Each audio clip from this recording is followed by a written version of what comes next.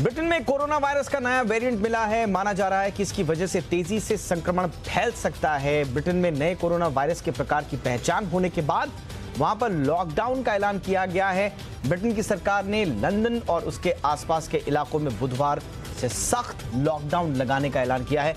Britain के स्वास्थ्य मंत्री मैट हैनकॉक ने संसद को बताया कि इन इलाकों में सिर्फ 7 दिन में इस घातक वायरस संक्रमण के मामले 2 गुने की दर से बढ़ रहे हैं। ऐसे में लंदन और इसके आसपास के इलाकों में टियर 3 स्तर के प्रतिबंध लागू किए जाएंगे, जिसका मतलब होगा लगभग पूरी तरह से लॉकडाउन। और ब्रिटेन की इस खबर के बाद भारत समेत दुनिया भर के लोग और जानकार सतर्क हो गए हैं। ब्रिटेन में जहां कोरोना का नया वेरिएंट दिख रहा है, वहीं देश में भी कोरोना के चलते नई दिक्कतें पेश आ रही हैं। राजधानी दिल्ली में सर गंगाराम अस्पताल में डॉक्टर्स ने दावा किया है कि कोरोना से उबर रहे कई लोगों में एक जानलेवा फंगल इन्फेक्शन पाया जा रहा है। इसके चलते आंखों की रोशनी चली जा रही है। अस्पताल में फंगल संक्रमण के चलते 13 मामले इसके सामने आए। इनमें से करीब आधे लोगों की आंखों की रोशनी चली गई। डॉक्टर्स का कहना है कि ये काफी चिंताजनक है। देश में कोरोना के मोर्चे पर हालत लगातार बेहतर होते जा रहे हैं। बीते 24 घंटे में नए मामलों के मुकाबले ठीक होने वालों की संख्या ज्यादा रही। एक बार फिर बीते दिन जहां 22,065 नए केसेस आए, वहीं इस दौरान 34,000 से ज्यादा लोगों के ठीक होने की खबरें हैं। एक्टिव केसेस में भी लगातार गिरावट दिख रही है। एक्टिव केसों का आंकड़ा अब 3,39,000 के करीब पहुंच चुका है।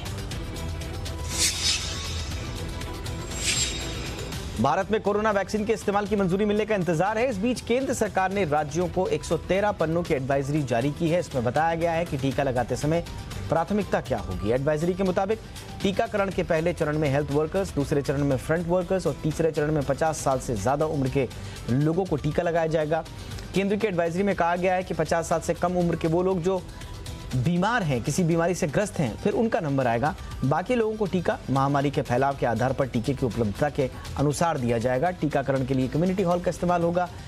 टेंट्स भी लगाए जाएंगे। दिल्ली स्थित एम्स में 5,000 नर्सों की हड़ताल पर दिल्ली हाईकोर्ट ने रोक लगा दी है। एम्स की याचिका पर सुनवाई करते हुए हाईकोर्ट ने यह फैसला सुनाया। इस मसले पर अगली सुनवाई अब 18 जनवरी को होगी। वहीं एम्स प्रशासन ने नर्सों के अटेंडेंस को अनिवार्य कर दिया है। वेतन बढ़ोतरी समेत अन्य मुद्दों को लेकर एम्स की नर्सें हड़ताल कर रही थी। वेतन बढ़ोतरी और छठे वेतन आयोग से जुड़ी अपनी मांगों को लेकर नर्सेज यूनियन हड़ताल कर रही थी। नर्सों की हड़ताल से मरीजों का बुरा हाल हुआ, बहुत परेशानियां उनको हुई। वार्ड में भर्ती मरीजों को भी खासी परेशानियों का सामना करना पड़ा। उपसभापति की कुर्सी को लेकर कर्नाटक विधान परिषद के विशेष सत्र में हंगामा हो गया।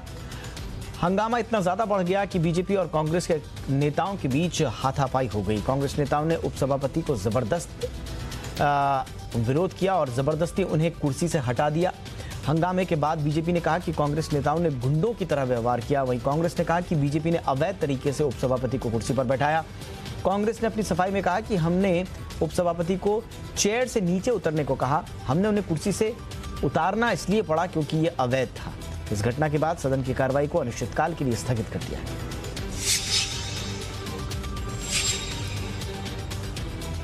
नए कृषि कानूनों के विरोध में किसानों का आंदोलन 20वें दिन भी जारी है। सिंधु बॉर्डर पर लगातार आंदोलन में शामिल होने वाले किसानों की संख्या बढ़ती जा रही है।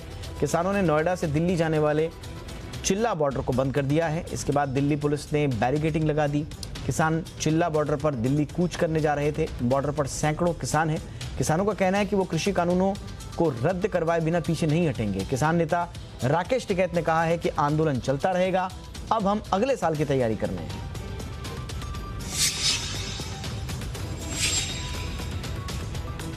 प्रधानमंत्री नरेंद्र मोदी आज अपने गृह राज्य गुजरात के दौरे पर हैं और प्रधानमंत्री नरेंद्र मोदी ने यहां कई परियोजनाओं की शुरुआत की, साथ ही सोलर पार्क की आधारशिला भी रखी। इन सौगातों से इधर प्रधानमंत्री नरेंद्र मोदी ने कच्छ में ही किसानों के एक ग्रुप से मुलाकात भी की।